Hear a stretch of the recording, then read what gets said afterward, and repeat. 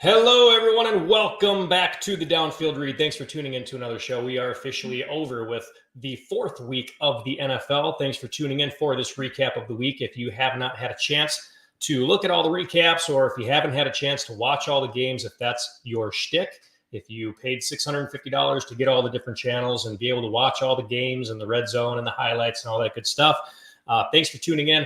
Basically, what I've tried to do here is go over every single game, give you some kind of insights, some in-depth downfield looks at each team and what they're doing, how they played, what it's going to look like for them going forward into the season, into next week, all that fun stuff. Before we get into the games, what an exciting weekend, by the way. Go ahead and smash that subscribe button. Go ahead and click follow, share, all that fun stuff. The more times that I'm able to do this and get more subscribers, still kind of making my way out there, but I do need your help with that. If you're following me on Instagram, on LinkedIn, I've got my own page there now, dedicated for Downfield Read. I've got a page on Facebook, but in order to do that, I need to get 150 followers. I think we're up to almost 90 at this point on Facebook. So please keep on following, keep on sharing if you like this information.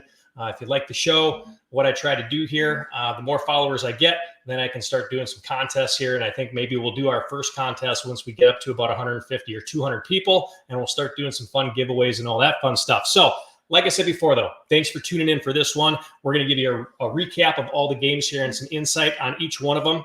So without further delay, let's go ahead and let's get into the first game. We already talked about Thursday a little bit in a previous show, so we're just going to skip right into the Sunday games at this point. And starting with the noon games, we're going to talk about the Cincinnati Bengals at the Carolina Panthers. And this one had a great matchup going into it. You had the Red Rocket, Andy Dalton, facing his old team in the Cincinnati Bengals. And you didn't really know what to expect. Cincinnati coming into the game at 0-3.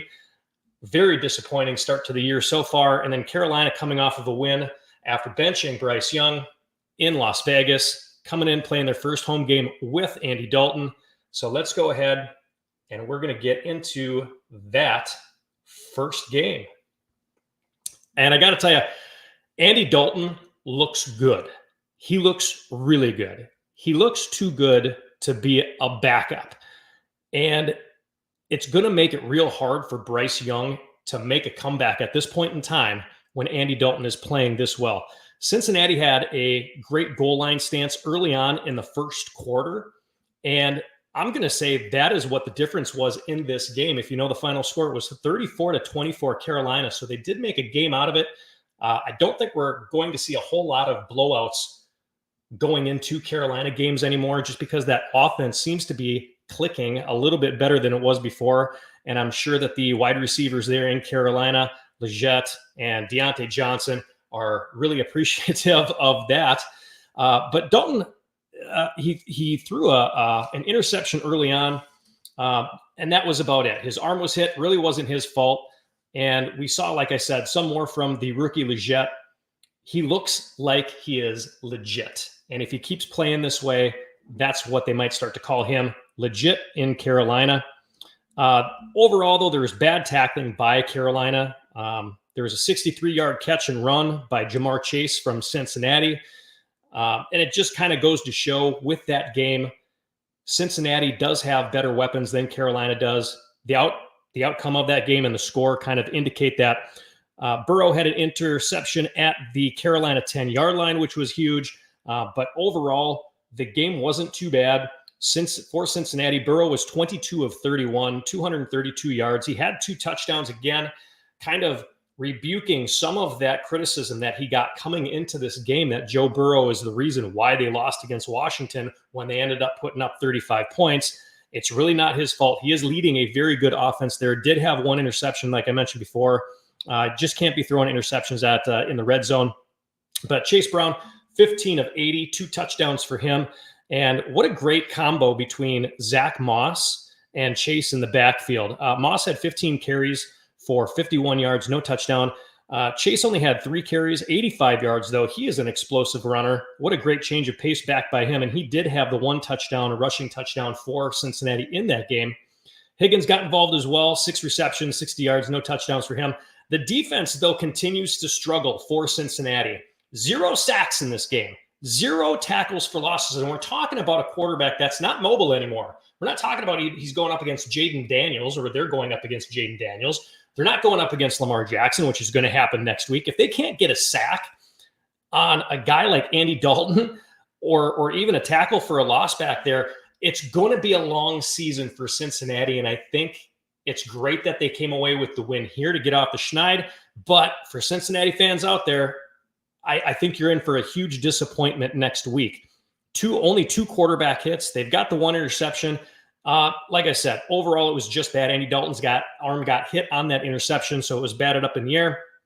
Carolina, on the other hand, talking about Dalton, 25 of 40, 220 yards, 2 touchdowns for him as well, and 1 interception. Chuba Hubbard looked like he was back on track, 18 carries, 104 yards, 5.8 yards per carry, and he had a touchdown. Deontay Johnson, sure, he's glad that Dalton is in there, 7 receptions, 83 yards, and a touchdown. And Leggett had 6 receptions for 66 yards and a touchdown. Carolina's defense, though, same kind of thing, 0 sacks when it came to getting down Joe Burrow. And he, too, is not a very mobile quarterback. He did have a very nice 10-yard run out there, but 3 tackles for loss, only 2 quarterback hits. This game was actually closer than the score. Time of possession, first downs, third downs, total net yards were almost identical across the yard. Even the penalties and the takeaways, everything was a lot closer than what this 34-24 score indicates in this game. But Cincinnati gets the win. Both teams are now 1-1 going into next week. Good luck for both of them. Moving on to the next game that we've got was the New Orleans Saints at the Atlanta Falcons. And this one was close, like many people thought it was going to be. Even in my prediction show that we had on Thursday last week, we said the same kind of thing here. New Orleans coming in 2-1, Atlanta coming in 1-2. Could have been anybody's game at that point in time. Atlanta, they had an early score on a muffed punt to make it 0-7 right away. And for the Saints, they came out with this weird tricks package with Taysom Hill, who you didn't hear a whole lot of in the first 3 weeks. And why? I got to ask why in this case for the Saints are you doing trick plays with Taysom Hill?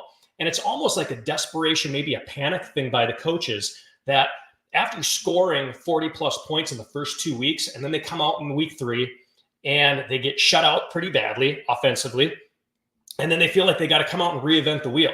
Why don't you just go back to what was working in week 1 and week 2, go back to that dominant 2-0 start and what worked out really well for you, and just go back to that. But they came out with these trick plays. Taysom Hill ends up getting injured.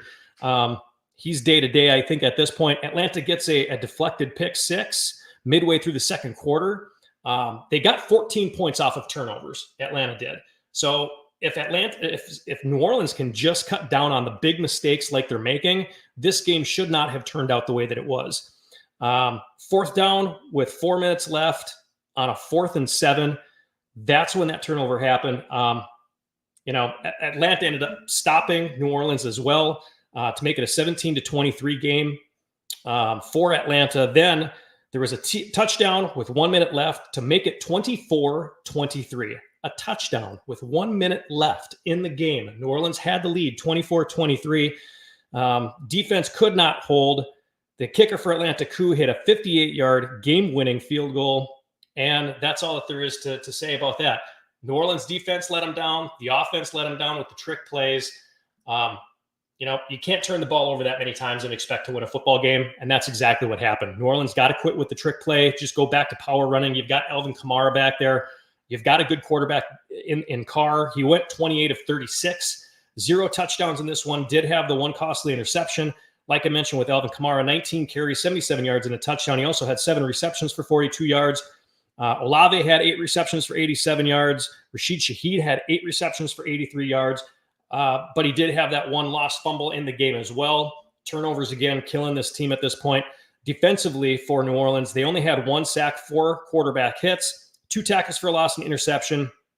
So the defense not showing up against Atlanta today. All they needed was a little bit more out of them, and they could have walked away with the win easily with 1 minute to go in this game. Atlanta, Cousins had 21 of 35 for 238 yards, no touchdowns, 1 interception. So he's kind of back down to reality as well. And I got to say, what the hell happened to Bijan Robinson in this game? Talking from a guy who drafted at number 5 in fantasy football. I know that they don't care about fantasy football. A lot of guys out there, and the coach even said, when asked about Kyle Pitts not even getting a reception, he doesn't give a damn about stats. It's all about wins and losses, and I couldn't agree more with him. But what the hell is going on with Bijan Robinson? 7 carries for 28 yards and then 4 receptions for 46. Tyler Algier looks like he might be splitting more time, which wasn't the case in the beginning of the season, but Tyler Algier, 8 carries for 60 yards, and what a star he was in this game. Also had 2 receptions for 20 yards. Drake London still showing that he's a formidable part of this offense. 6 receptions, 64 yards.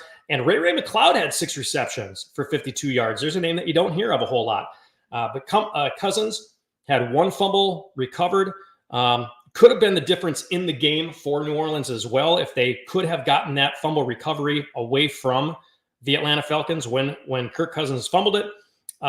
Otherwise, the Atlanta defense, 1 sack, 4 tackles for a loss, 3 quarterback hits, 1 pick six, which was huge in this game. Again, Atlanta's defense comes through. They get out to a lead. They keep them in the game. And then the offense, Kirk Cousins does what Kirk Cousins does on final drives, and he leads them down to that win. Both of these teams, quite honestly, look very average in this game. New Orleans, again, 2 wins, big. Now 2 losses in a row. What is their identity? They go back in the locker room and they have to try to figure something out there. Atlanta, they're just the opposite. They can't find any consistency. A loss, a win, a loss, a win. Not consistent. They're not getting very big wins either.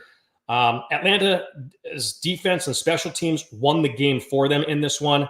They got the bounces. They got the tips. And New Orleans just seemed to not have any luck at all in this one. Maybe they could try changing their logo from a fleur-de-lis to a 4-leaf clover. Maybe that would help them out, but they got nothing going for them, and their defense made too many mistakes in this one. They fall to 2-2, thought that they were going to run away with this division after the first 2 weeks. They looked primed to do just that, but Atlanta, Carolina tied now at the top of that division for first at this point. Next game that we go to is the 0-3 Jacksonville Jaguars versus the Houston Texans, and I don't think anybody, Houston coming into this game at 2-1, coming off of a bad loss to the Minnesota Vikings, did not look good at all. But I don't think that there was any doubt this game being played in Houston that they were going to lose this game to an 0-3 Jacksonville team. Jacksonville still can't convert on 3rd downs, and this is the 4th week in a row, and it has to start being talked about in a capacity of either is it Doug Peterson or is it Trevor Lawrence? And the more games that they lose, the more times that they don't convert in really opportune moments, this is going to have to be the conversation that we have around Jacksonville. There was a muffed punt by Houston that gave Jacksonville an early 7-0 lead with just 3 minutes in. It was Stroud to Collins all day long. That's all you heard about. And Jackson had no answer for him. Brian Thompson Jr. looked solid as a rookie again. Maybe if he had a better quarterback, he'd be putting up even more numbers, something that I suggested before the draft, that Cincinnati was going to take Brian Thompson Jr. He looks like a legit number 1 going forward in that offense as well. Jacksonville just needs to run the ball more. The passing game is not working for them. They have a very good running game, especially with Travis Etienne back there. I feel like they just need to run the ball a little bit more. They need to get more time of possession. They need to control the clock more. They need to run down the defense more. And that's how they're going to have to win out. They're going to have to grind out games is basically what I'm saying here in order to win these, because they're losing them either big by Buffalo last week, or in this case, they were actually in this game until the very end. But for Jacksonville as a team, they had 24 carries for 158 yards as a team. That's 6.6 yards per carry. Lawrence was 18 of 33. He had 169 yards. So they averaged 5.1 yards per pass, 6.6 yards per carry. Why don't we just start sticking to the run? Obviously, the running game is a little bit more efficient right now than your passing game. Etienne, apparently he's got a shoulder injury. He had 11 carries for 50 yards. That's 4.5 yards per carry. Tank Bigsby added the big runs, especially in the 3rd quarter, to set up a field goal, 4th and goal. There was a quarterback sneak as well. And Jacksonville had opportunities late in this game to close it out, but Lawrence can't get it done again on third down conversions with 3 minutes to go in the fourth quarter. 20-24, Houston was your final score with 14 seconds left in the game. They take the win away. Brian Thomas Jr., 6 receptions, 86 yards, 1 touchdown. Christian Kirk also had a pretty good game, 7 receptions, 61 yards, and a touchdown. As a whole, they didn't have any turnovers. So they're playing clean football in that respect, and that was as good as it was going to get versus this Houston team. The defense, 2 sacks, 4 tackles for a loss, 6 quarterback hits, no interceptions, but they did have a fumble recovery, like I mentioned before, to set up their first touchdown of the game and take that early win, maybe get a little excitement on their side. Houston, on the other hand, Stroud, back to doing Stroud things. Didn't have a very good week last week against Minnesota, like I mentioned, 27 of 40 this week, 2 touchdowns, and a 111 passer rating for Stroud. Great game for him. Cam Akers, 13 carries, 53 yards, 4.1 yards per carry. Not good, not bad, just kind of indifferent with the running game as it is right now without having Joe Mixon there. And Nico Collins, 12 receptions. Like I said, it was Stroud to Nico all day. They had no answer for him on the Jacksonville secondary. Nico Collins, 12 receptions, 151 yards, 1 touchdown. Diggs got into it as well, 5 receptions, 69 yards for him. The Houston secondary, not very efficient either. 1 sack, only 3 tackles for loss, 3 quarterbacks hit. Not great, especially versus the run, like I mentioned before. But the big difference, like I mentioned before, Jacksonville on third down, 4 for 12. You got to be better than that if you're going to sustain any kind of runs. Houston was 7 of 13. So there's your kind of big difference there. Houston's at 50%, over 50%, and Jacksonville about a third of the time can convert on a third down play. They were able to keep drives alive, Houston was. They had more yards overall, 435 yards to 313, but also had twice as many penalties. And like I said, Lawrence or Peterson is the problem here. They probably should have won this game. It's probably a confidence factor at this point in time with the Jacksonville Jaguars, and they're going to have to make a decision. Peterson was one of my candidates for a guy who wasn't going to make it through the year with Jacksonville and keeping his head coaching job, and it looks like that might be it. And again, we can't hit this home hard enough. It's going to get worse for Jacksonville before it gets better. You pay a guy all that kind of money, and I'm talking about Trevor Lawrence.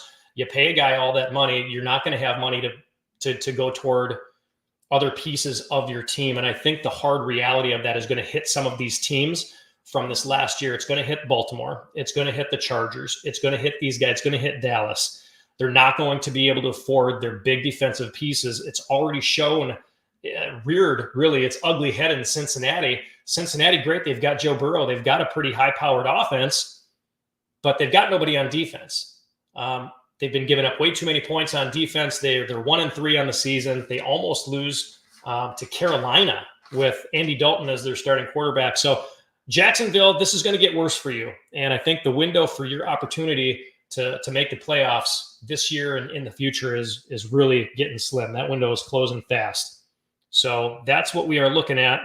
And I apologize that I did not forward that over to Jacksonville and Houston screenshot there if you're watching me on YouTube. So there's that. Moving on to the next game. We've got Denver at the New York Jets, and this game could not have been any more boring. Wilson, where have you gone? What happened? I'm sorry. That's the only thing that I want to hear from Robert Saleh. That's the only thing. I'm not putting any blame on Aaron Rodgers for the cadence situation that they're talking about. Robert Saleh's got to figure this out. Don't blame your quarterback, who is a highly proficient quarterback. He's probably smarter than you as it pertains to football play at this point in time. He definitely came off better than you in the post-game interview. He's not blaming anybody. He's taking it day by day. But a game that really should have been the New York Jets dominating in this game was sloppy from beginning to end. They had no answer to score points. Either that, or you could look at the flip side and say, guess what? Denver's got a really stout defense. And they do. They have put teams in check. They kept Tampa Bay in check. They've got a very high-powered offense. Now they kept the Jets in check. So I would say watch out for this one too, because Denver's defense seems to be carrying them into their wins. Denver coming into the game 1-2, Jets coming in 2-1. It's being played in New York. You just kind of figure the Jets are going to run away with this one. High hopes for Jets making the playoffs, Super Bowl contenders, blah, blah, blah, blah, blah. And they didn't. So probably, like I said, though, the most boring, uninspiring game of Sunday. Neither team seemed to want to win. Knicks looked absolutely terrible after having one good game. He's right back to playing bad again. And like I said, the Denver defense kept them in this game. It was 7-9 in favor of the Jets at the 13.5-minute mark in the fourth quarter. And then there was a 47-yard field goal by Denver with 9 minutes left to go up 10-9. So the Jets had chances to win this game. The Jets, all they had to do was get back into field goal range, and they couldn't even do that. Lutz had a missed field goal with a minute and a half left, which would have put Denver up by 6. So they give the Jets back the ball at midfield, and Zerline ends up missing a 50-yard field goal at the end. Should have never come down to that. But you do expect, especially at this point in time in the NFL, when you've got guys that are regularly kicking and making these 50-plus yard kicks, that Zerline coming in should be able to hit a 50-yarder. But again, the weather might have played a factor. It was wet. It was rainy. They weren't playing their best football. I'm sure nobody was really inspired to win that game. That's what it looked like anyway. Knicks was 12 of 25 for 60 freaking yards. 6-0. That was it. 12 of 25 for 60 yards. He did have a touchdown. Javonte Williams had 16 rushes for 77 yards. That wasn't too bad. 4.8 yards per carry. Jaleel McLaughlin, 9 carries for 45 yards for a 5.1 average. 126 total rushing yards to 60 passing yards. That's pretty sad. Anybody who knows football knows that one. 126 total rushing yards to 60 passing yards. Not a good day. Sutton was the leading receiver for Cortland Sutton was for Denver, with 3 receptions. He had a touchdown as well. The defense, I'm going to call it out right now and say that the Denver defense is for real based on the fact that they had 5 sacks, 14 quarterback hits, 8 tackles for a loss, 1 fumble recovery. And we said this in the beginning of the year as well. The New York Jets offensive line is one of the oldest offensive lines, if not the oldest. I don't know who's all banged up and who's playing where at this point in time with every single offensive line. Their offensive line was suspect coming into the year. Obviously, only scoring 9 points here. We'll get into Breece Hall and his stats for the game. But the Denver defense got it done. They put a lot of pressure on Rodgers, forced him to make plays. He just couldn't do it. Rodgers was 24 of 42, 225 yards, 0 touchdowns, 0 interceptions. And like I said, Breece Hall, where the hell was he?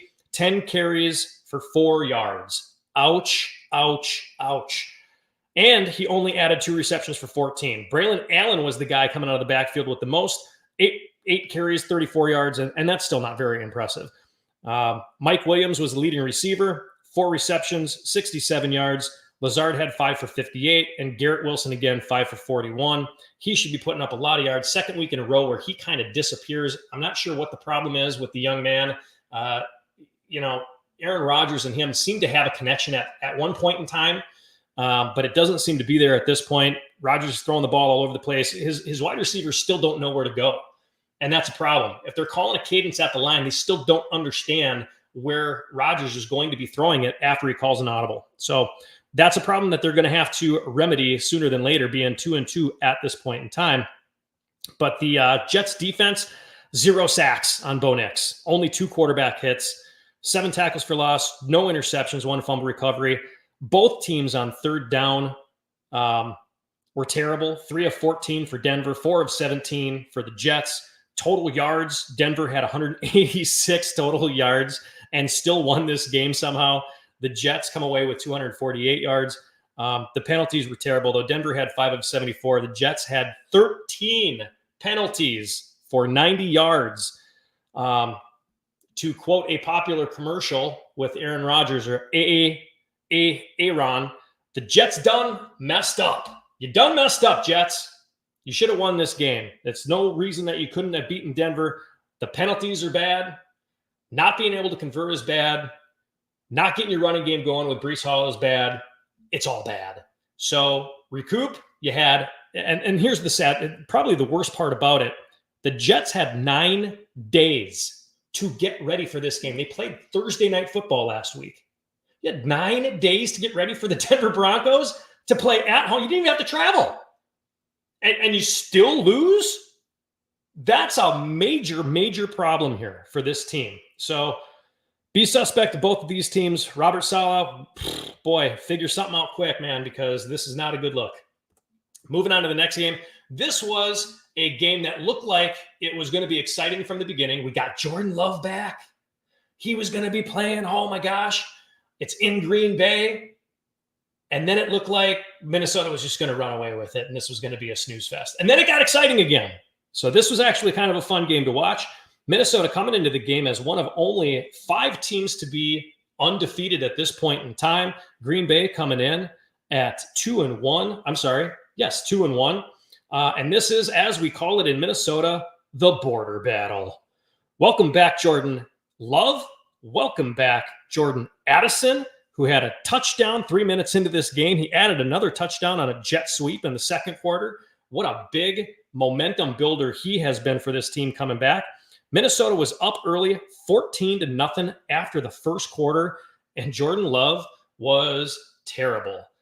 He hasn't played for a couple of weeks. I get it, but Jordan Love looked really, really bad, especially in the first half of this game. Second half of the game, he seemed to kind of come back around, but in the first half, not great.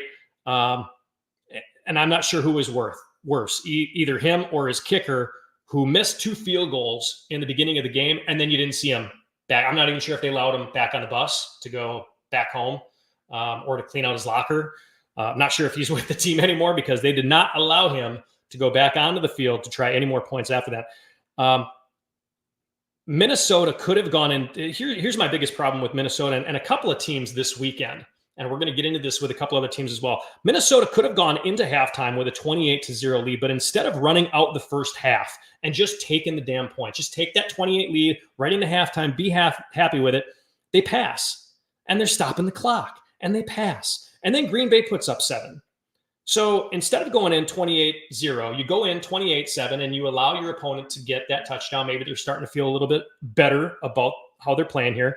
And then in the second half, more Vikings nonsense passing plays. They could have just just kept running the ball. They were up by 21 at that point in time, but they keep passing. And then there's an interception in the red zone.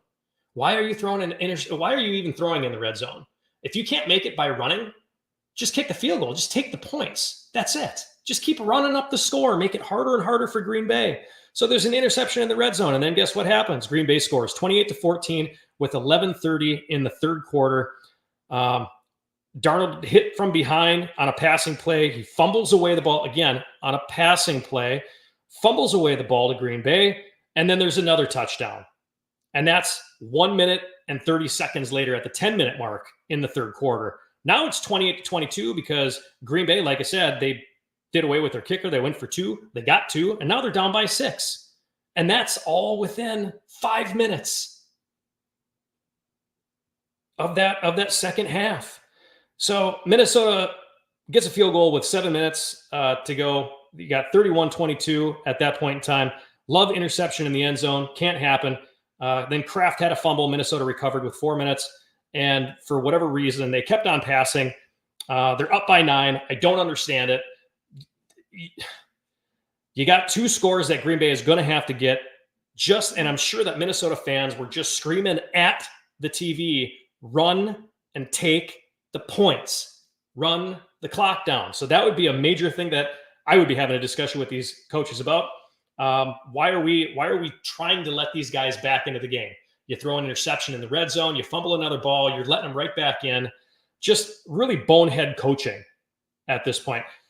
Sam Darnold still looks like the Sam Darnold that has won the first 3 games, 20-28 in passing with 275 yards, 3 touchdowns, 1 interceptions. Aaron Jones was doing just fine. 22 carries, 93 yards, 4.2 yards per carry. And then Justin Jefferson had 6 receptions, 85 yards and a touchdown. The offense had 2 fumbles lost and, of course, that interception. So you just turn the ball over, and that's what kept Green Bay in this game. The defense had 1 sack, 10 quarterback hits, 3 tackles for loss, 12 passes defended, which was pretty damn good for the weekend, and 3 interceptions. And really, that's what it kind of comes down to. As much as Minnesota turned over the ball, if Green Bay had not turned over the ball, they might have had a chance to win this one in the end. As it is, and it was much closer than it needed to be, 31-29. Love was 32 of 54, passed the ball 54 times to try to get back into this game, 389 yards, 4 touchdowns, 3 interceptions. Josh Jacobs had 9 carries for 51 yards. Jaden Reed, 7 receptions, 139 yards, 1 touchdown. And Dontavius Wicks, 5 receptions, 78 yards, 2 touchdowns. Kraft also had 6 receptions, 53 yards, and a touchdown. Green Bay's defense, 2 sacks, 3 quarterback hits, 5 tackles for loss, 1 interception, 2 fumble recoveries. Really, the main point on this one is run with the lead. Run with the lead. Run with the lead. Take your points. Take your field goals. Quit passing in the red zone. Minnesota, 28 points in the first half of this football game and only 3 points in the second half. They let Green Bay into this game. And at this point, especially after watching last night's Lions game, not real confident in their game calling. You do that to a really good team, they're going to bury you out there. So Minnesota, Vikings, be warned. You got Dallas next week. You try doing that with them. We've already seen what Dallas can do against a team like Baltimore to come back into the game. Do not let this happen again. It will be to your demise. As it is, Minnesota stays undefeated, 4-0 on the year. Who would have seen that one besides maybe some delusional Minnesota fans? And Green Bay goes to 2-2. Next game up, Rams at the Bears. And this one was not a great game either. It was 0-0 after the first quarter, 6-10 at halftime, 9-7 after the third quarter, and it looked like it was going to be kind of a snoozer back and forth game where neither team could really convert. The Bears are still a dink and dunk passing team. They had a costly fumble, or there was a costly fumble by Stafford at their own 15-yard line in the second quarter to make it 6-7 Chicago. Then the Rams miss a field goal at the end of the first half. They gave the Bears a 6-10 lead at half. Like I said, 15-17. It was close in the beginning of the fourth quarter. And then it was all DeAndre Swift. He broke free with about 12 and a half minutes left in the fourth quarter on a long run to put that game away 15-24. And the Rams do not have the wide receiver threats to come back from any kind of a lead. Tutu Atwell is good. Robinson is good. But that's about it. This team sorely misses Cooper Kupp and Puka Nacua. And I'm not sure why at this point they haven't. Maybe they have tried to call in somebody like Hunter Renfrow, Michael Thomas. There's good wide receiver options out there that at least for a week or two, even if they're not good, you're making defenses think about what you're going to do with these kind of players. Otherwise, you've got Kyren Williams and you're just going to either hand him the ball or pass him the ball 50 plays a game and hope that he carries this offense, because that's really all you've got at this point in time. The Bears hit a field goal to make it 18-2, the Rams hit a field goal to make it 18-24. Rams should have put more pressure on Caleb all day long. Outside of one nice pass to DJ Moore in the end zone in quarter 3, maybe a second pass to Cole Kmet over the middle. It was dink and dunk. It was Caleb not looking like he's real confident. But I would have put pressure on Caleb all day long and just run Kyren Williams. Matt Stafford was 20 of 29, 224 yards, no touchdowns, 1 interception at the end of the game. When he got hit from behind, ball went up in the air, it was caught. But Kyren Williams, 19 carries, 94 yards. It's 4.9 yards per carry. I would have just kept running him. 1 touchdown. Plus, he had 4 receptions for 10 yards. Tutu Atwell, 4 receptions, 82 yards. And Jordan Whittingham with 6 receptions with 62 yards. The defense on the day only had 3 sacks, 3 quarterback hits, 4 tackles for loss, no turnovers. Again, if you're not going to get turnovers and you're going to keep committing turnovers, that's going to be a big one in a game, especially when it's close, 18-24. You're talking about a 1-score game at that point in time. All you needed was 1 or 2 more big plays. Caleb Williams was 17-23, 157 yards, 1 touchdown, 1 interception. I'm going to say that again. 17 for 23, 157 yards. Great for him. A lot of dink and dunk passes. DeAndre Swift had 16 carries, 93 yards, 1 touchdown, averaging 5.8 yards per carry. Plus, he had 7 receptions. He led the team with 7 receptions for 72 yards.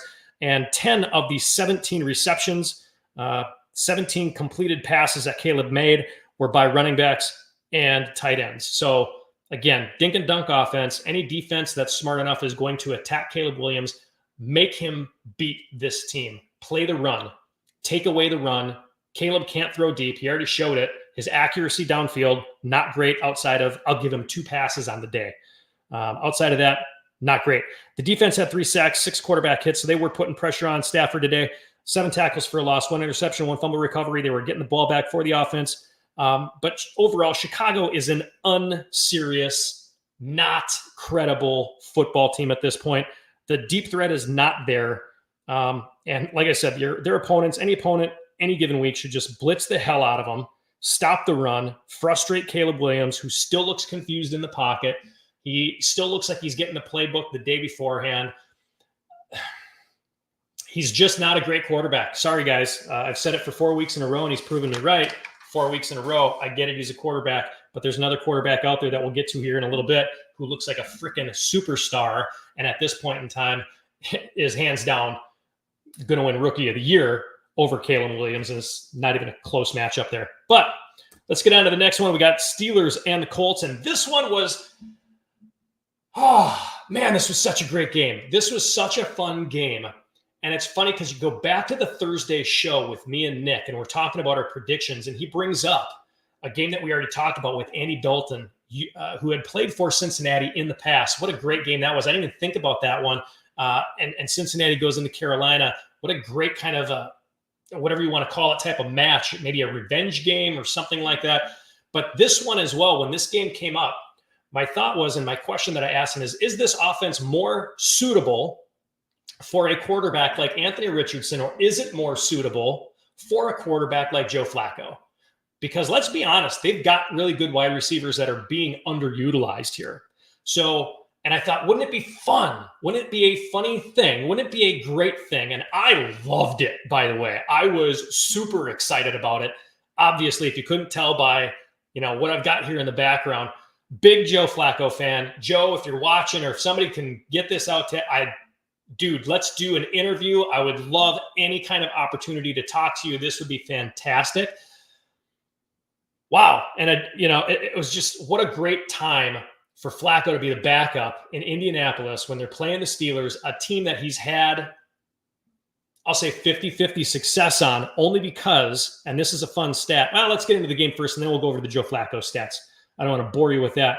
But Anthony Richardson, like I said, day-to-day with an oblique situation, or oblique strain, something. It looked like a hip thing at first. And my first thought was, gosh, did he, something rupture in his hip, or, who knows, his femur, whatever. But this game, 24-27. Pittsburgh came into this one undefeated as well. Everybody was calling them a fraud. They weren't going to make it. They weren't going to do very well. Indianapolis came into this 1-2. There's a lot of question marks there. And it was 0-14 after quarter one in favor of the Indianapolis Colts. Jonathan Taylor ran well, very well, especially in that first drive to set up that touchdown. Richardson was hit and hurt with 5 minutes in the first quarter. And then in comes Joe Flacco to kind of finish the job here, and finishing that drive with a four-yard touchdown pass. On the other side for Pittsburgh there, Justin Fields looked good early, but the Indianapolis defense was giving them trouble for most of the day. Each team had trouble finishing on 3rd and short for whatever reason, and I think that's what people mostly were thinking about when they were coming into this game. It was going to be kind of a slobber knocker defensive game, and that's kind of what it was. Pittsburgh, 4th and short, they failed on, and Pickens had a costly fumble at the Indianapolis 5-yard line, took points right off the board for them, and that was right before half. Pittsburgh did have a 50-yard field goal at halftime to make it 3-17 to get some points on the board. But Pittsburgh defense starting to tighten up after that. Colts got a little bit maybe too conservative. They had a missed field goal as well. But they did have, and then Fields had a touchdown run with 3 minutes left in the third. Flacco seemed to be on point for most of the game when he was in there for being a backup. And again, we're talking backups here. Backups seem to do very well this week, outside of maybe in the Monday night game, but we'll talk about that as well. Flacco was on point. First drive of the fourth quarter, he had a 15-yard touchdown to Ogletree, name you'll never hear again, maybe. But one of the off guys for the Indianapolis Colts. Fields added another touchdown run from 2 yards out to make it 17-24 to keep them into this game. Fields makes it close with 3 minutes and 30 seconds left, 24-27 with a pass to Freiermuth, but a muffed snap put them in a 3rd and 4th and long on one of their last drives. Fields ends with 22 of 34, more passing yards. So Fields is really looking like a formidable quarterback for the Steelers. 22 of 34, 312 yards, 1 touchdown pass, 2 touchdown runs. Meanwhile, Najee Harris, 13 carries for 19 yards. There's another guy who's just not getting it done on the ground, 1.5 yards per carry. Fields was at least 10 carries of 55 yards. Pickens had 7 receptions, 113 yards. No touchdowns. Could have maybe had one later, but fumbled that one in the 5-yard line. And Pat Freiermuth had 5 receptions for 57 yards and a touchdown. The Pittsburgh defense only had 2 sacks, 8 quarterback hits, 4 tackles for loss, 0 turnovers, and that hurt them. Especially when you're talking about Joe Flacco coming in. You would think that he would maybe get, a little bit more than that. But Flacco was on point. He was quick. He was decisive. Joe was 16 of 26 for 168 yards, 2 touchdowns, no interceptions. Jonathan Taylor, 21 carries, 88 yards, 1 touchdown. Michael Pittman Jr. finally having a game, 6 receptions, 113 yards, and no touchdowns. And Josh Downs, 8 receptions, 82 yards, and a touchdown. The defense for the Colts, like I said, they really stepped up. 4 sacks, 9 quarterback hits, 5 tackles for loss, 2 fumble recoveries. And Pittsburgh was 0-2 on 4th down, 6 for 13 on 3rd. And they just could not finish against the Indianapolis Colts in this game. So here's some fun stuff about Joe. Joe Flacco is now 11-11, and I had to look this up because I wasn't really sure if Joe Flacco would be the most hated quarterback from a Pittsburgh Steelers standpoint for a guy that comes in. But he's 11-11 now. After this win, he's got 11 wins and 11 losses against the Pittsburgh Steelers in the regular season, and he's 1-2 in the postseason. But here's something funny as well. So Joe Flacco now actually ties Tom Brady with 12 total wins versus Pittsburgh, and that is tied for second overall. The guy who has more wins against Pittsburgh, the quarterback, is Sonny Jurgensen, had more. And he's got only one more, 13. Sonny Jurgensen played for Philadelphia and Washington in the late 50s all the way through the early 70s.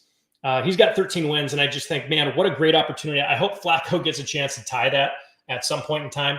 I don't think Pittsburgh makes – I don't think they're a serious team. I think they're a fraud of a team.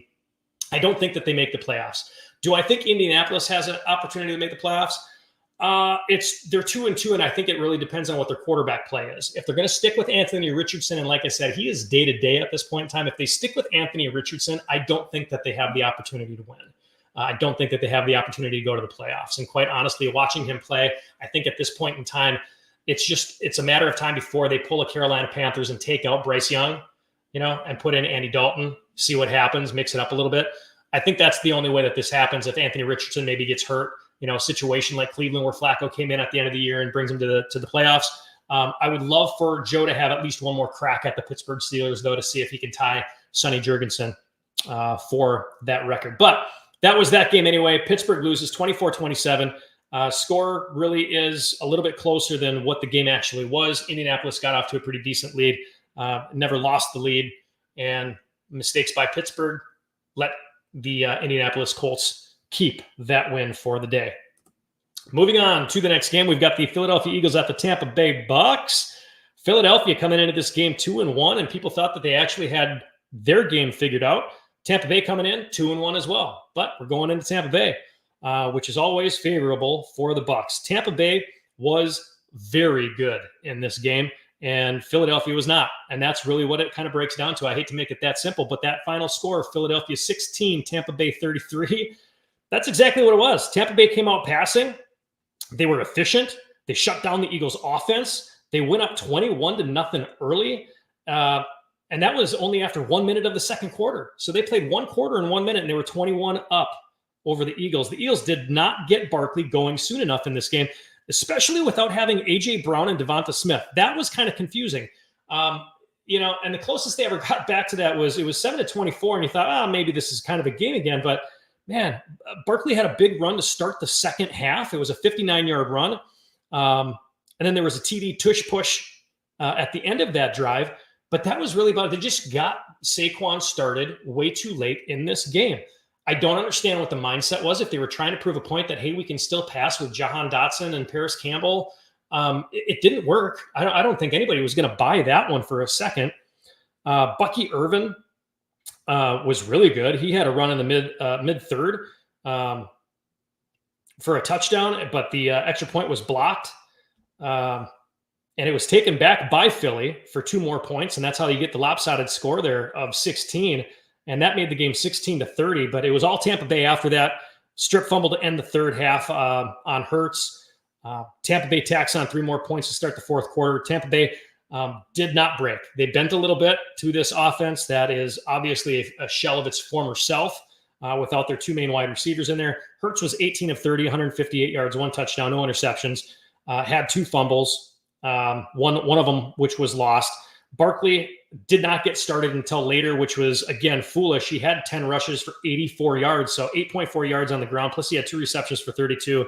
Got to get him more involved earlier on. I don't care if he's getting stuffed. You just keep handing him the ball. Barkley's going to find the hole. He's going to make a way. Goddard was 7 receptions, 62 yards. Paris Campbell, as I mentioned before, 4 receptions, 17 yards, 1 touchdown.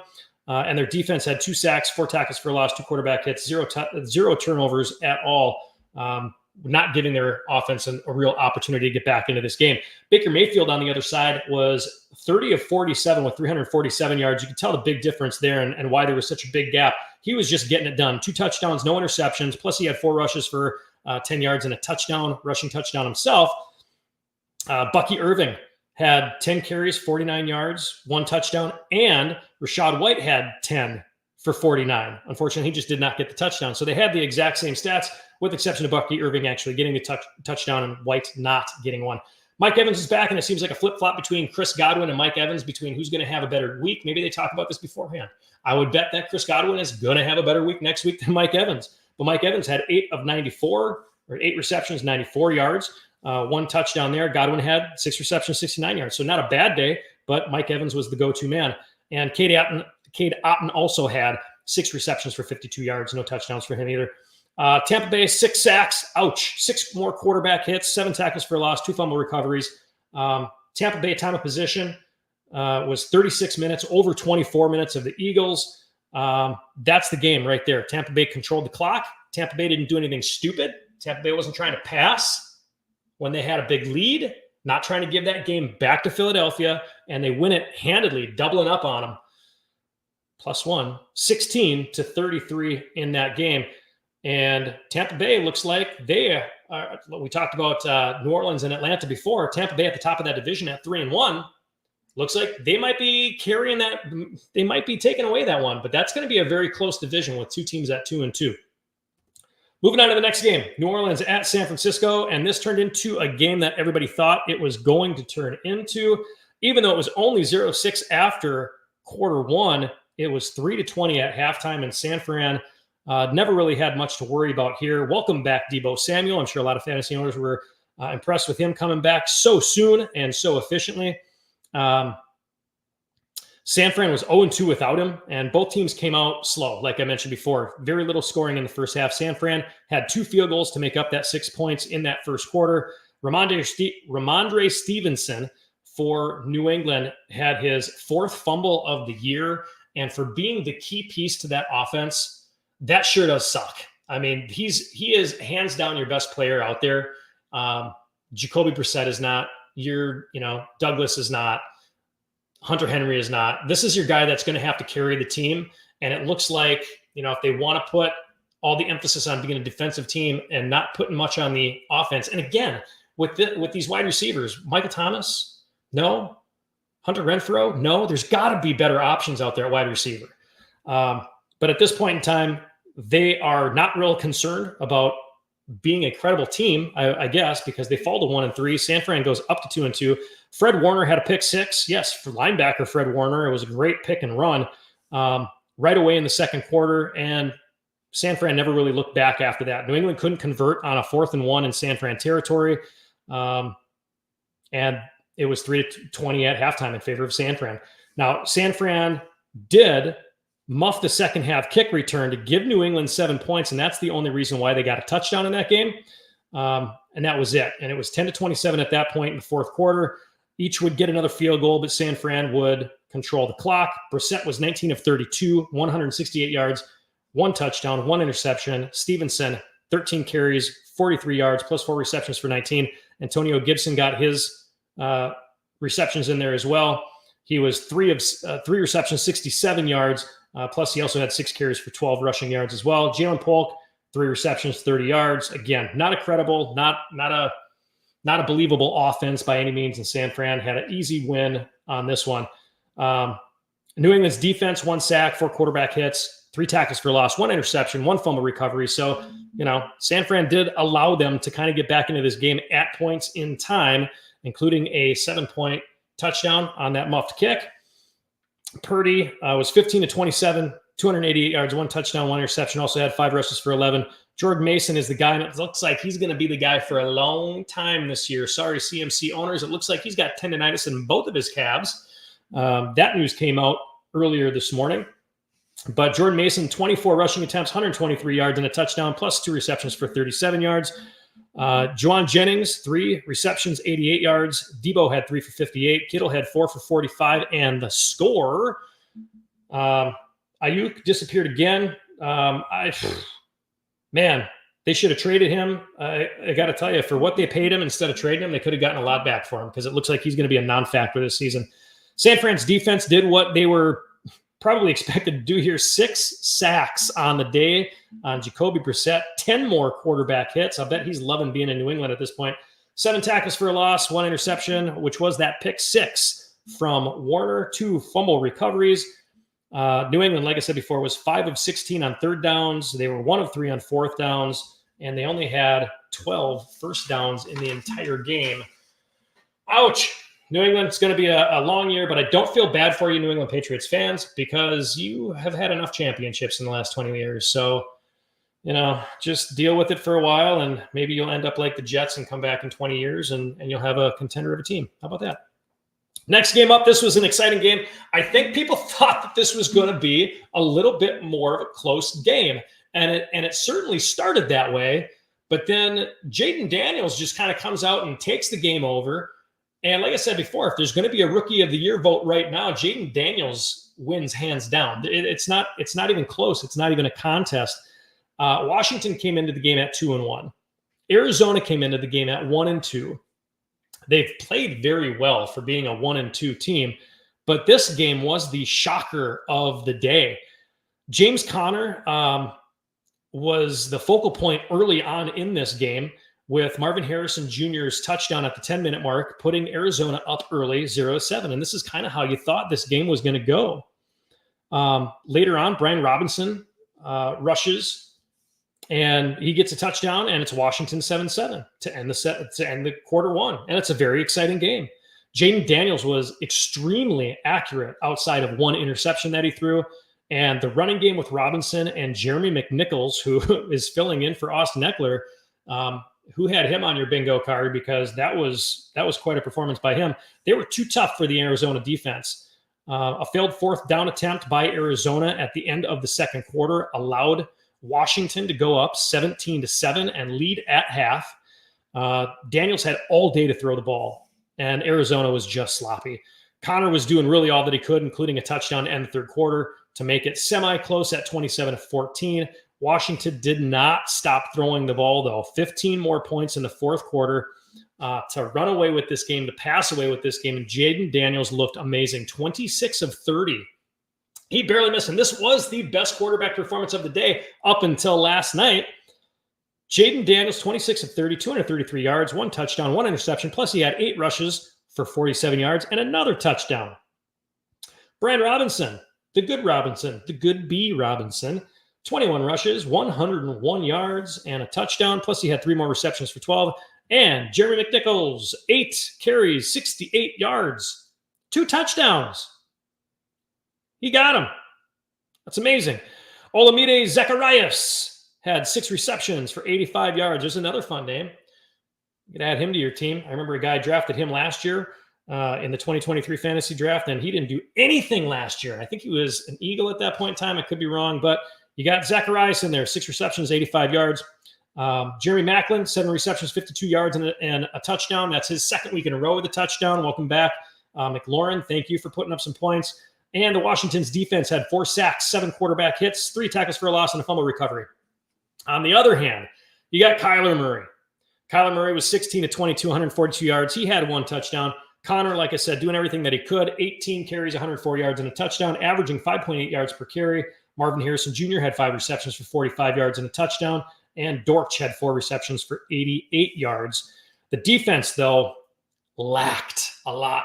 Quite honestly, it could have been the worst defensive performance of the weekend. 0 sacks, only 1 quarterback hit. They could not get to Jaden Daniels. 2 tackles for loss, 1 interception. And Washington had 29 first downs. They were 9 of 12 on third. And Arizona only had 17 first downs, and they were 4 for 11. And that's really the difference. It was efficiency versus inefficiency. And maybe the biggest stat of this game, Washington had 449 total yards. Arizona had 296. They outgained them by a whole 150 yards in this game. Arizona, you're 1-3. You're playing in a very difficult decision. I understand that the Rams are not looking too great right now, but they are missing their top 2 wide receivers. But Seattle certainly looks like they are going to be a playoff contender. You can't discount San Fran. They're getting some guys back from injury. And even if they don't get CMC back, they still got Mason back there. I think they're going to turn it around. You are looking like the odd man out because as soon as the Rams get their wide receivers back, they're going to start playing a lot better ball as well. So moving on to the next game. As exciting as that last game was, this one was kind of a crap fest of a game. Cleveland at Las Vegas.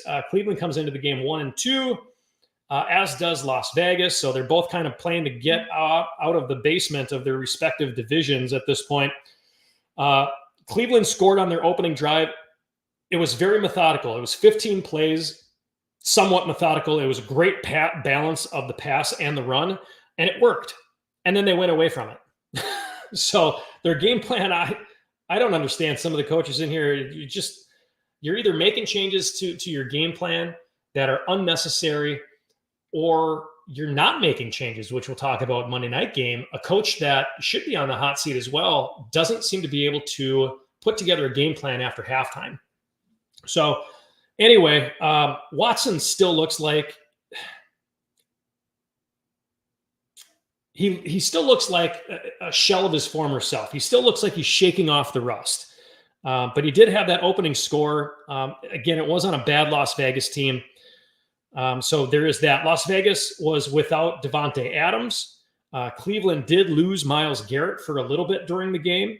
But Las Vegas scores with Trey Tucker on an end-around reverse to get on the board. They had to revert to some kind of trickery there to get on the board.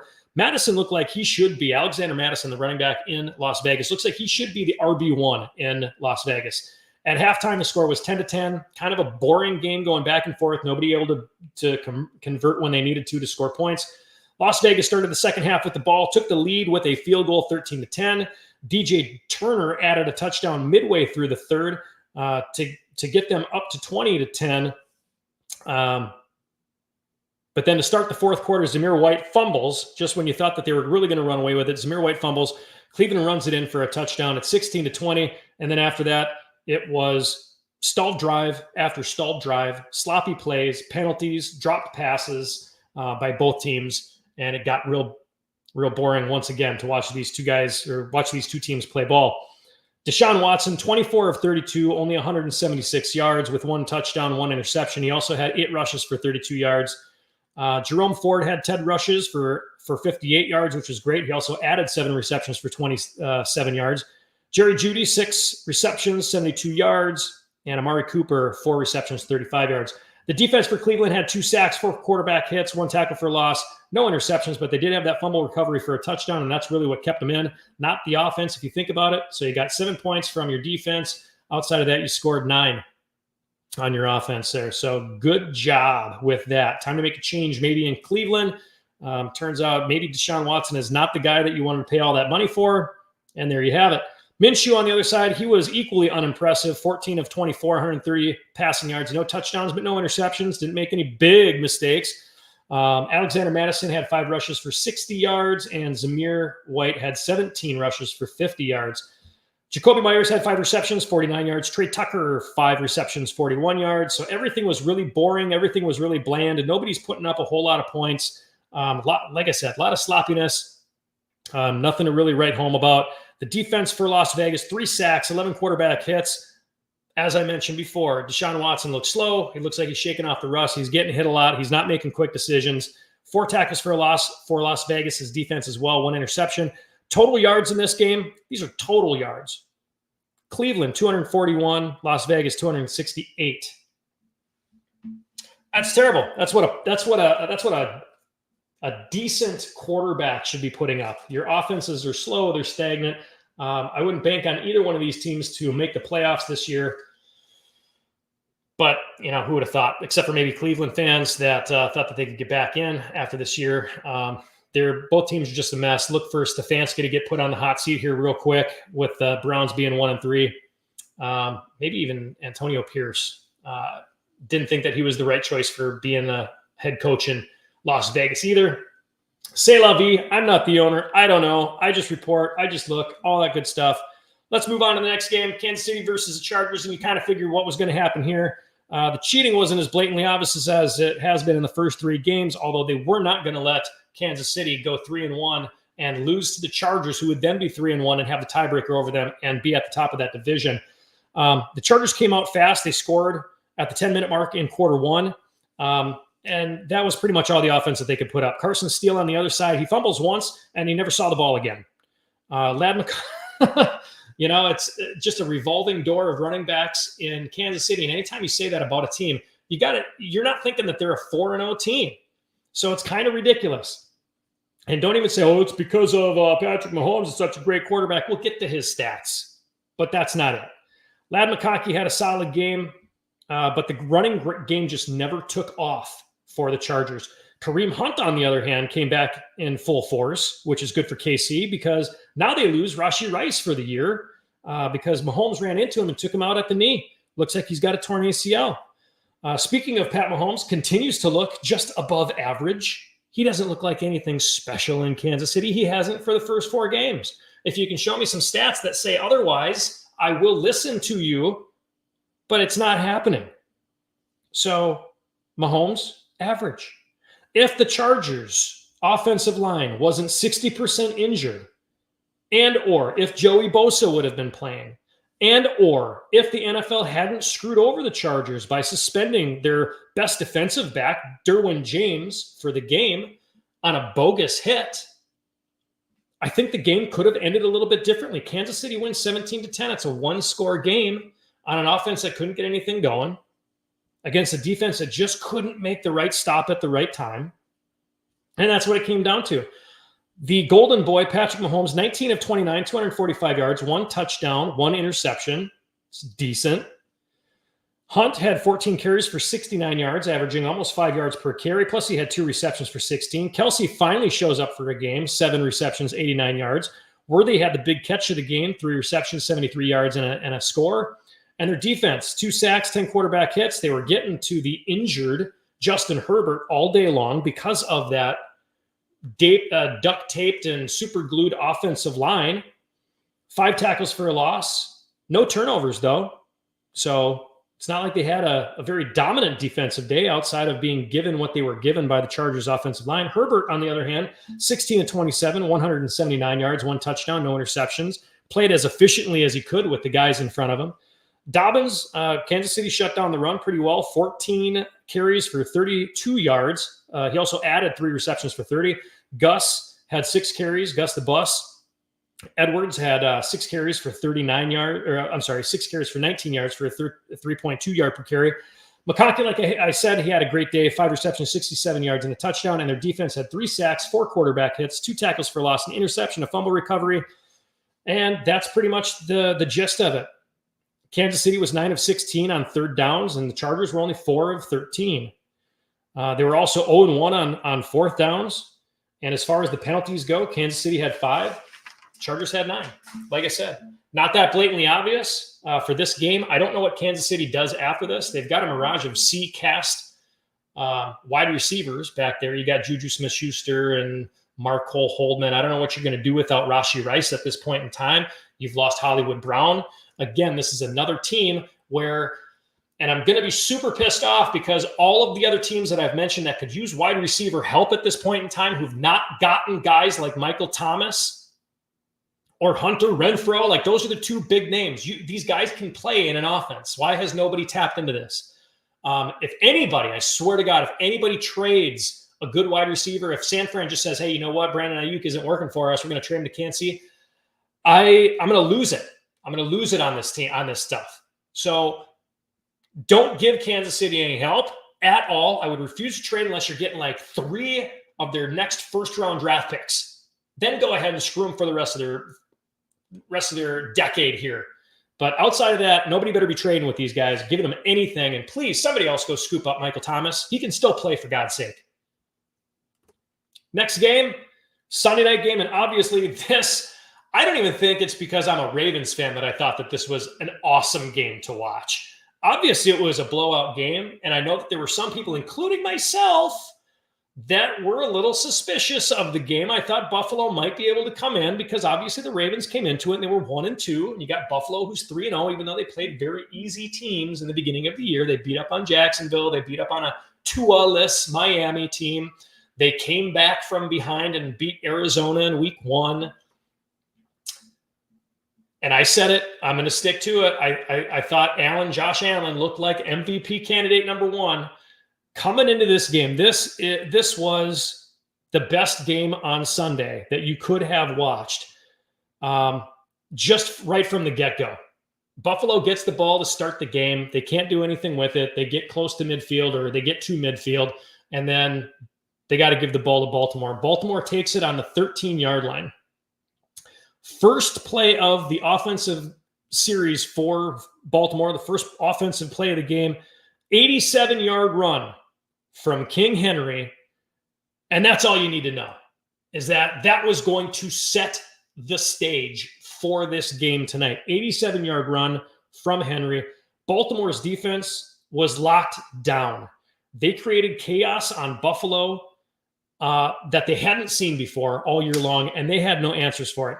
And not just King Henry, but Justice Hill was excellent as the RB2 in the backfield for Baltimore. What a great compliment to Derrick Henry. Even their banged up O-line was just enough, and Lamar was making very fast, very precise decisions.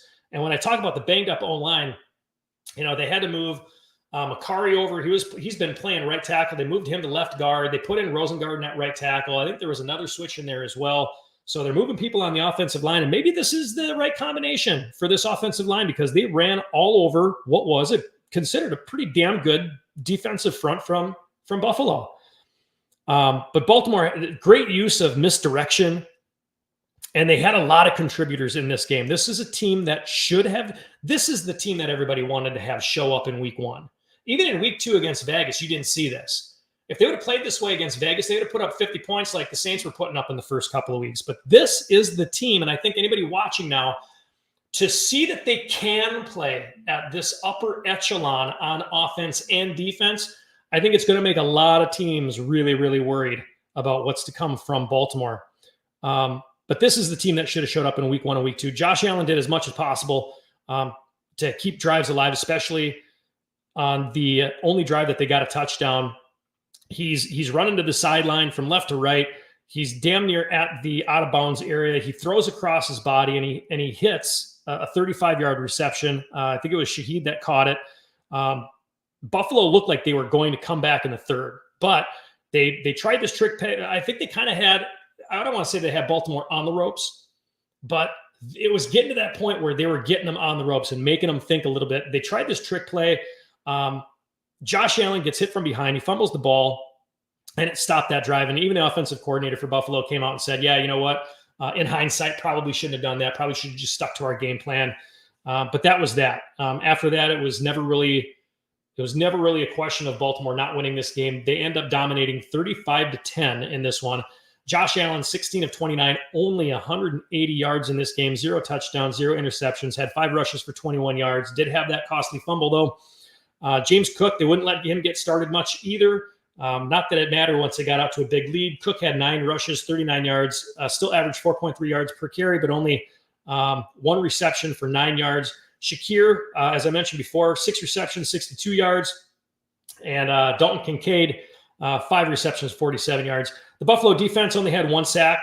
They were able to hit Lamar 3 more times, 6 tackles for a loss, but no interceptions on Lamar, 1 fumble recovery from hitting Lamar as he took off on a run that he was visibly upset about, but recovered very nicely from. Jackson, Lamar, 13 of 18, 156 yards. Didn't need to pass the ball that much, obviously.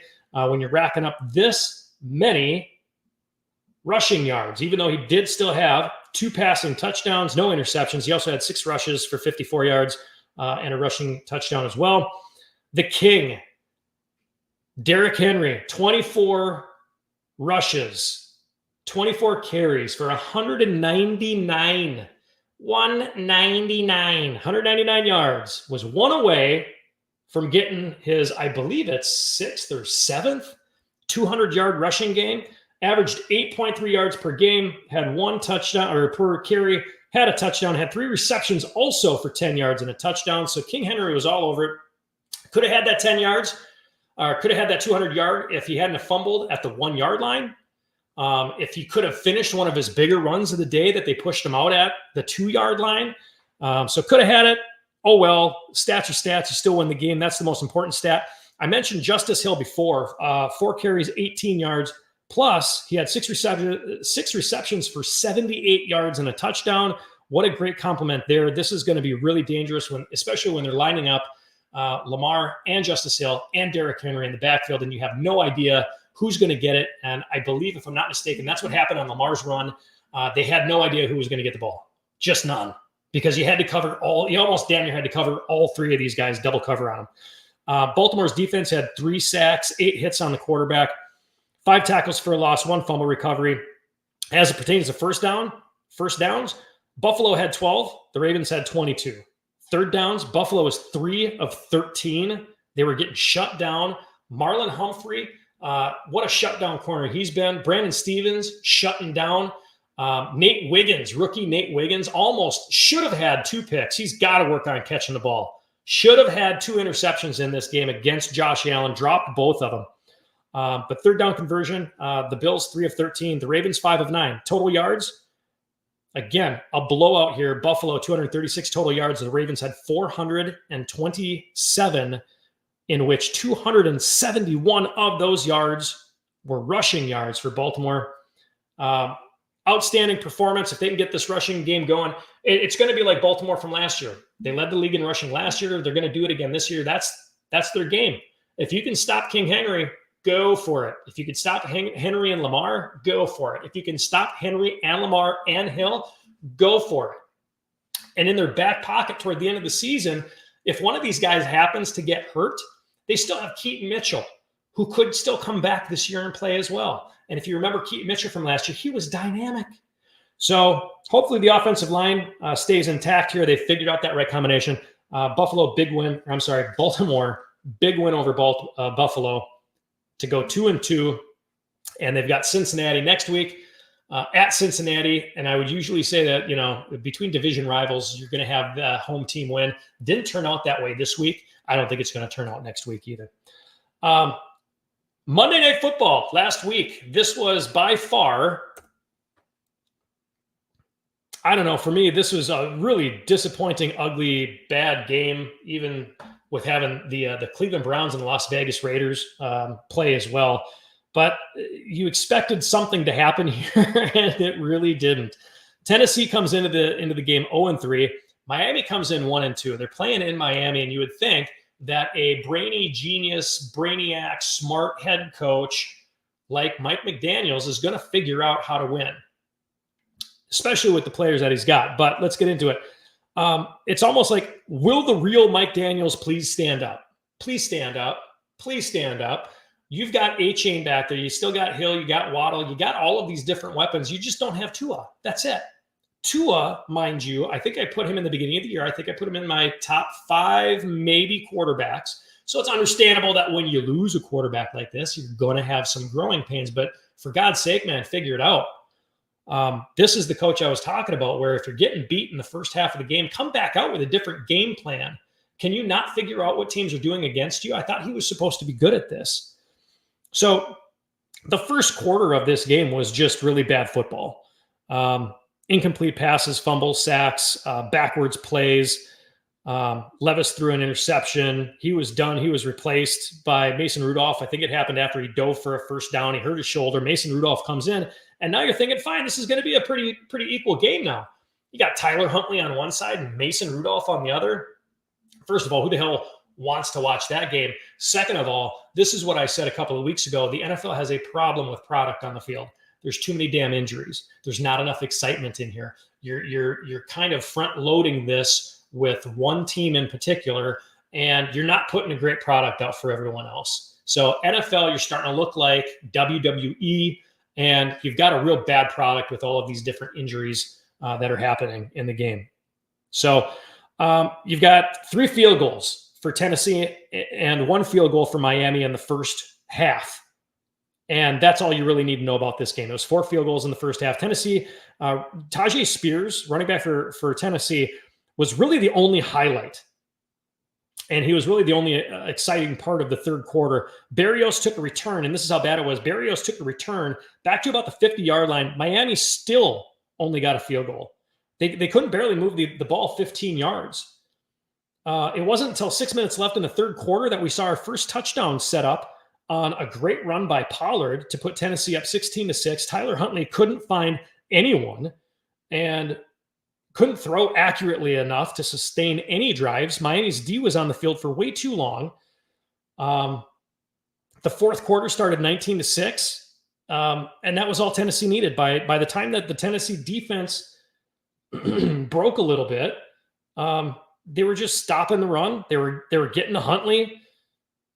I don't know. It was a really bad game.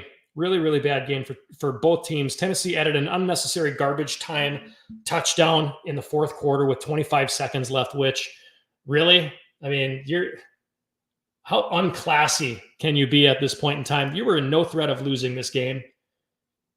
It was 4th down on the 4-yard line with like 30 seconds to go, and you go for a touchdown. Complete crap. I'd call them out all day long on that. But overall, Mason Rudolph, 9 of 17, 85 yards. So he was craptastic. 0 touchdowns, 0 interceptions, passer rating of 67. Terrible. Pollard had 22 carries, 88 yards, average 4 yards per carry. Also had a touchdown, 2 receptions, 20 yards. Tajay Spears, again, 15 carries, 39 yards, 1 touchdown. DeAndre Hopkins had a miserable game, 2 receptions, 31 yards. Boyd, same thing. Same exact numbers, 2 receptions, 31 yards. The defense had 2 sacks, 7 tackles for loss, 5 quarterback hits, 1 fumble recovery. Huntley on the other side was 14 of 22 for 96 yards. So neither quarterback in this game surpassed 100 yards. His passer rating was a 73.3. So both quarterbacks were terrible. Both offenses were terrible. The only thing that Huntley had going for him, he had 8 carries for 40 yards, and he had a rushing touchdown. Devon Achane, they pretty much shut him down. They focused on him, made Huntley try to beat him, which he couldn't do. Achane had 10 carries for 15 yards, 1.5 yards per carry. Jalen Wright had 9 carries for 32 yards, which was at least 3.6 yards per carry. Waddle, 4 receptions, 36 yards. Hill, 4 receptions, 23 yards. This offense is officially cooked. It's amazing how you can go from one of the highest scoring offenses in 2023 to one of the absolute worst offenses in 2024, and you lose one guy. You lost Tua. I get you're trying to replace him. You're trying out Tyler Huntley. Tyler Huntley couldn't beat Tennessee, and they didn't have a win all year. Mike McDaniels, do something. That meme where it shows a guy poking a stick and do something. Poke it. Do it. You have so many great weapons on this team. I think at this point in time, you've lost the locker room. I don't think you're a credible coach anymore. Your halftime changes, your halftime schematics didn't do anything. None of it. So their offense is done. Their defense, 1 sack, 3 quarterback hits, 8 tackles for loss, and interception. Both teams were 2-12 on third down. Both teams, 2-12. You both sucked on offense. A terrible Monday night game. Miami had only 184 total yards, along with 10 penalties for 98 yards. The only shout-out goes to Nick Folk. He scored 17 of 31 points for Tennessee. Your kicker. Tennessee's offense sucks too. Just give it to Pollard. That's all you can do. But from worst to first here, I can't imagine people stayed tuned in to that game when the Seattle-Detroit game. I've got, so my notes on each one of these games, each game I've got maybe a third of a page for notes. This one was freaking amazing. This was one of the best games of the weekend, if not the best game of the week. I had to write I needed a whole page for all the stats, for all the scoring, for all of the awesomeness that was the Seattle Seahawks at the Detroit Lions. Seattle comes in undefeated 3-0, and they could have still been one of 3 undefeated teams left. We'll get to that because now if you're keeping track, Pittsburgh loses, Buffalo loses. There are only 5 coming in. Kansas City won, Minnesota won. Seattle at Detroit. From the worst gameplay by quarterbacks to the best gameplay by a quarterback. If there was any question about Detroit's sleepy offense over the last 2 weeks, this game showed all of their weapons. With 2 seconds into the second quarter, both Montgomery and Gibbs had a rushing touchdown. Seattle looked like they were going to make a game of scoring on their very next possession. But the Lions offense was not. It was chunk play after chunk play. Goff was literally perfect. And they went into half 21-7 lead. Metcalf was the go-to guy for Geno Smith, and DK made some amazing catches on the sideline. Fingertip grabs, toe-touching grabs, all kind of catches. DK Metcalf is still the number 1. You know, he's still the guy there. Don't discredit him. Seattle's running game was successful, but they fell behind way too early in this game for them to really be able to utilize it, and Goff forced Seattle to throw more. Montgomery and Gibbs on the same team is almost unfair. Both of these backs are number 1 running backs on any team, really. So you've got 2 great running backs. You don't even know who to carry, and they kind of mixed it up a little bit in this game. So kudos to the Lions. It's usually Gibbs catching passes out of the backfield and Montgomery taking the goal line shots. And in this one, they completely mixed it up, and I think it confused them. Sure looked like it did. Amon-Ra St. Brown threw a touchdown pass to Goff. Yes, I did say that correctly. It wasn't Goff to St. Brown. It was St. Brown to Goff. The Seahawks, on the other hand, and I don't want to make this sound like it's too bad, the Seahawks are not a fraud team. They actually played a very, very good game. There's some questions on their defense a little bit. But the Lions are really, they are looking like the team to beat in the NFC, despite the Vikings having a better record at 4-0. They're going to face each other in 2 weeks. I wish that was coming up next week because you'd really get that kind of a vibe from it. Seattle was close in the fourth quarter. It was 27-35, but they just couldn't convert at midfield. And Detroit made more big plays. Like I said, chunk play after chunk play. They made more big plays when they needed it, and Detroit clinched it. So it's almost a shame. Detroit played so good. It's almost a shame that they've got their bye week this week. Both of these teams, I'm going to make a prediction right now. Both of these teams are going to make the playoffs this year. And it wouldn't actually surprise me if this was a preview to the NFC Championship game, because both of these teams are explosive. They both have relatively good defenses as well.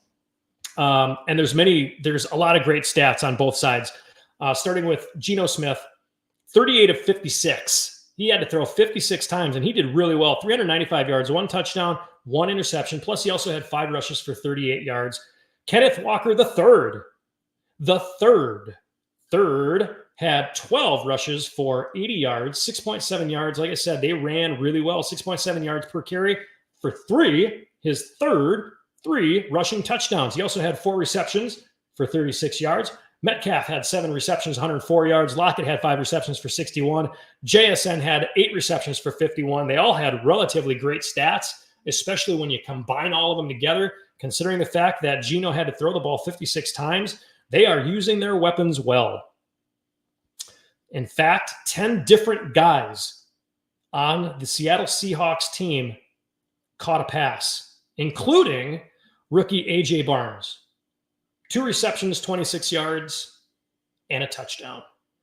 Their defense, though, 3 sacks, 4 quarterback hits, 4 tackles for a loss, 1 safety even toward the end of the game, 0 turnovers. And I think that is what is going to be the biggest downfall of this Seattle team.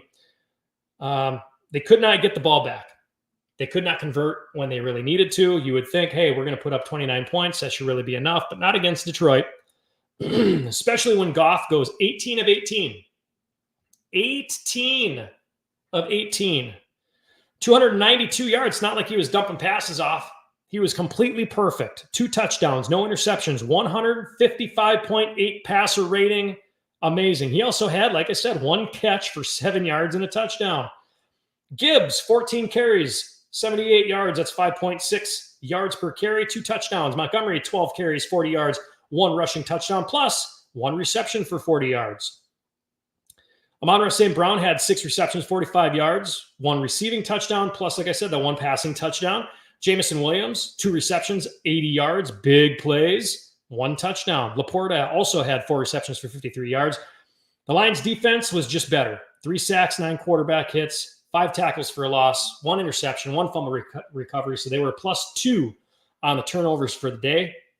And looking at team stats between the two of them, time of possession, Seattle actually had the ball more, 34 minutes compared to 26 for the Lions. First downs, Seattle had 38 first downs, a little bit more methodical, not so much big chunk plays. Detroit only had 21.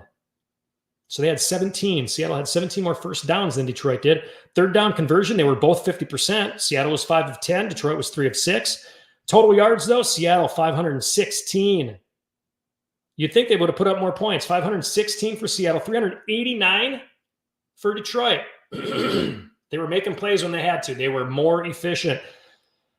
Penalties, Seattle was the winner there as well. 9 penalties, 70 yards versus Detroit's 12 penalties for 101 yards. I don't know. Maybe this is the stat. Red zone efficiency, 3 of 4 for Seattle, 75%. Detroit, 5 of 5, 100% efficiency. Even if you were to spot Seattle another 7, they still would have lost 36-42. But wow, I mean, those stats don't lie. The stats look great. And if you're just looking at that without the score, you might be thinking, wow, shoot, Seattle probably won that game. Look at all the first downs and yardage. Awesome. Not so much. Both of these teams, do not worry, though. Both of these teams are great. They're both 3-1 at this point in time. As I said before, they're both probably going to be in the playoffs this year. Wouldn't doubt it. It's going to be a very fun NFC. I think Seattle still comes back. Minnesota's already 4-0. It's hard to miss the playoffs when you're 4-0. Sam Darnold's playing really well. They got a good running game. They got Justin Jefferson. Addison looks legit. They might be getting TJ Hawkinson back. There's another weapon that they can utilize. Who's going to come out in the East? Is it going to be Washington? Is Jaden Daniels going to lead this team to the playoffs? Or is Dallas are they going to do something? Tampa Bay is 3-1. I love all the fun new teams that are in, that could possibly be in. I don't think Philly makes it this year. Too many injuries, too many coaching issues. I just don't think they make it. So want everybody to know I may or may not be on later this week. Happy early anniversary to my wifey. Our anniversary is tomorrow, and we are taking a small vacation. So Thursday and Friday may or may not happen. Our vacation looks like it might be a little rained out. But if that's the case, I will try to do my best to broadcast more to you. But thank you for tuning in. I'd love to hear your feedback. Please follow me wherever you can. Again, I am on X, I'm on Twitter, I'm on Facebook, I'm on Instagram now. I've got www.downfieldread.com. LinkedIn, check me out, like me everywhere. Please like me, follow, subscribe, all that good stuff, because the more of that I get, the more opportunities I have to give back to everyone here. So again, thank you so much for your time today. It's been an hour and a half. We're going to cut it from there, but there is your recap of all of the games. Please feel free to email or contact, again, comment if you've got any comments, questions, and concerns. Tune in Thursday for our prediction show. Turn in Friday for our fantasy football show. We've got a lot of good stuff planned for you for the rest of the week. Thank you so much, everyone. Hope you have a